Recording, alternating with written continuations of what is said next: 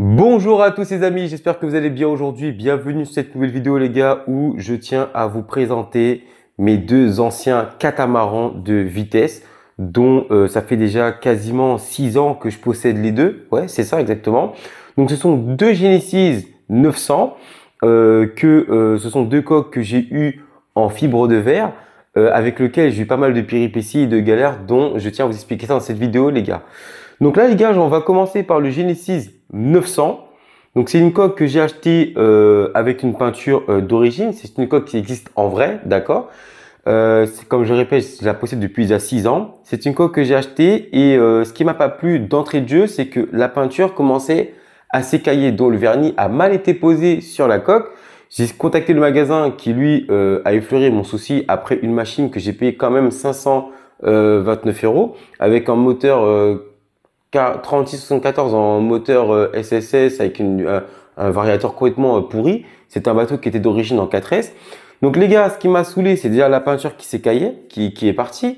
Quelques jours après que j'ai reçu ma coque, j'ai été naviguer dans un club sur Vincennes où on m'a tapé ma coque. Je venais de l'avoir toute neuve, hein. J'avais un trou dans la coque à fond qui a été réparé ici, hein, grâce à un pote Steven.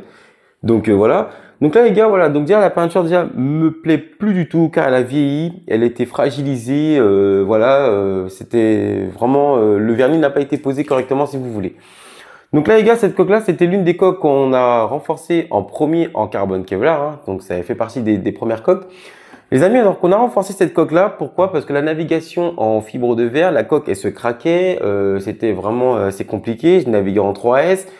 Donc ça n'allait pas du tout. Donc voici la coque maintenant aujourd'hui les gars, avec vraiment toute la résine qui a coulé. Donc on l'avait mal protégée, c'était pas du tout top. Donc le travail clairement n'a pas du tout été bien fait à l'époque.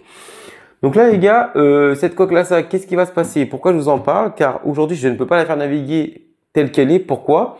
Car en renforçant la coque, nous avons mis beaucoup de résine au niveau des becs. Hein. Donc en pensant bien faire pour bien renforcer la coque pour que le carbone Kevlar attaque bien, adhère super bien. Malheureusement, en renforçant, en préparant la coque, en la remontant pour la faire naviguer, j'ai mis un 40-82 et ça n'allait pas du tout. Pourquoi? Car la coque était ultra lourde, ça n'allait plus du tout par rapport à toute la résine qu'il y avait dans les becs et tout. Donc les gars, j'ai mis à l'arrêt avec le temps. Je me suis dit, je vais voir ce que je vais en faire. Donc voilà.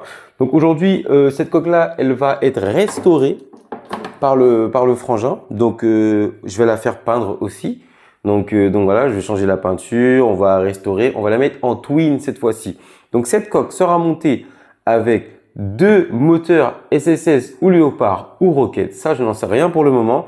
Mais c'est sûr qu'à bord, il y aura deux variateurs Seeking 180 ampères en 2x6S par moteur. Donc les amis, cette coque là, on va lui acheter tous les équipements, hein, donc pour la restaurer, rénover tout et tout. Mais on va d'abord commencer par les perçages, ainsi de suite, la peinture et tout et tout. Ce sont de très bonnes coques qui ont fait leur réputation. Donc à l'époque, qui étaient vendues sur des grands sites communs dont je ne vais pas citer actuels, qui ne le font plus du tout parce qu'ils pensent que la coque n'existe plus. Non, c'est l'une des premières coques de base qui était réputée pour la vitesse. Hein. Après, il y en a eu d'autres que j'ai effleuré, que je ne connais pas. Donc voilà les amis, donc c'est une coque qui existe en vrai avec la vraie peinture TFL. Je suis vraiment déçu car la peinture elle est magnifique mais elle a été abîmée, c'était vraiment une galère. Donc voilà les gars, donc ce projet sur le Genesis 900 en restauration donc par le frangin et moi-même. Donc il n'y aura pas beaucoup de choses à faire, hein. Percer, poncer, peinture et remettre les éléments dedans, c'est quand même du boulot et des finances.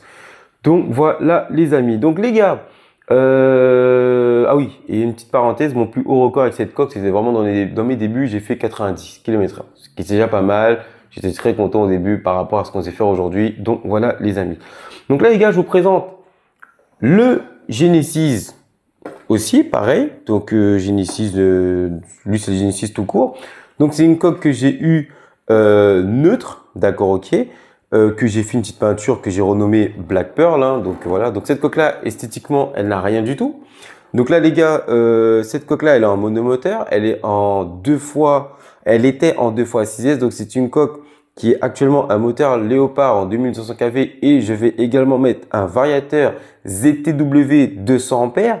Donc voilà les amis, car je vais naviguer en 6S. Pourquoi 200 ampères? Car ce moteur-là, ça est beaucoup trop puissant pour le variateur Seeking 180 ampères. Donc je ne peux pas, j'ai fait le test une fois, coupure, et le variateur ne génère pas assez d'énergie pour contenir un moteur avec un tel fort kV. Donc les amis, donc cette coque-là, elle est vraiment neutre, hein, donc avec une petite déco très simple. Donc voilà, hein, hop, je remonte ça, hop, tout de suite. Une petite déco très simple les gars. Donc voilà. Donc Black Pearl ici, juste là, voilà. Hein, donc voilà les amis. Donc là, cette coque-là, elle va naviguer en 6S avec un ZTW, moteur Léopard en 4082.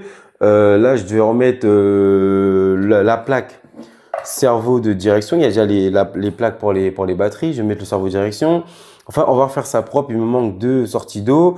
Donc, les entrées d'eau ici se font par le gouvernail, juste ici, hein, comme vous le voyez là. Ce sont des coques qui font une taille de 1 mètre.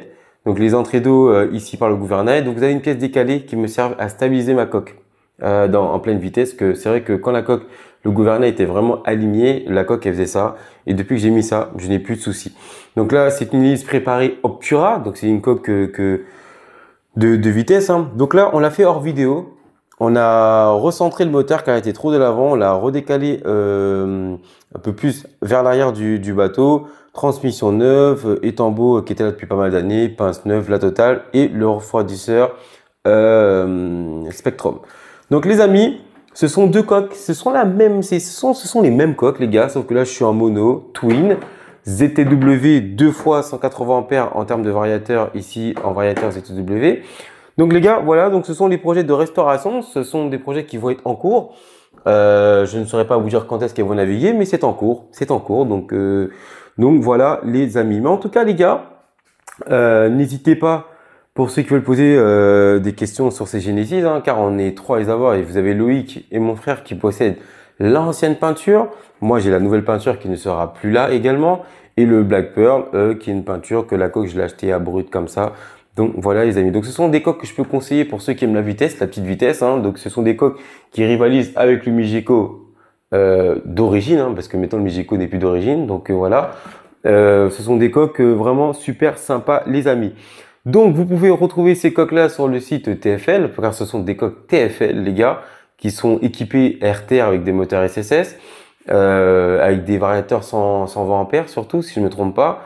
Donc voilà les amis, ce petit récap que je voulais vous apporter, car ça fait un moment qu'elles sont sur l'étagère, je ne savais pas quoi en faire. Mais le frangin m'a un peu tanné de les restaurer, de les remettre d'aplomb, donc on fait ça. On va se buter, donc je ne peux pas vous dire quand, quel jour, telle date, quels seront en service. Mais le Black Pearl est quasiment sur la fin, les gars, il manque le variateur, le support cerveau, tranquillement, quelques petites finitions par rapport au Genesis 900, il y aura un peu plus de boulot. Donc voilà les gars, cette petite vidéo de restauration que je voulais tenir à vous informer sur la chaîne qui va arriver. Quand je ne sais pas mais qui va arriver les gars, quand on a beaucoup de vidéos à faire encore, beaucoup de vidéos qu'on a emmagasinées, donc beaucoup de préparation à droite à gauche, des choses qui sont en train de bouillir sur la chaîne, qui sont en train de changer. Donc voilà les amis, en tout cas ça m'a fait plaisir de vous présenter cette vidéo et puis je vous dis à la prochaine. Ciao ciao les mecs.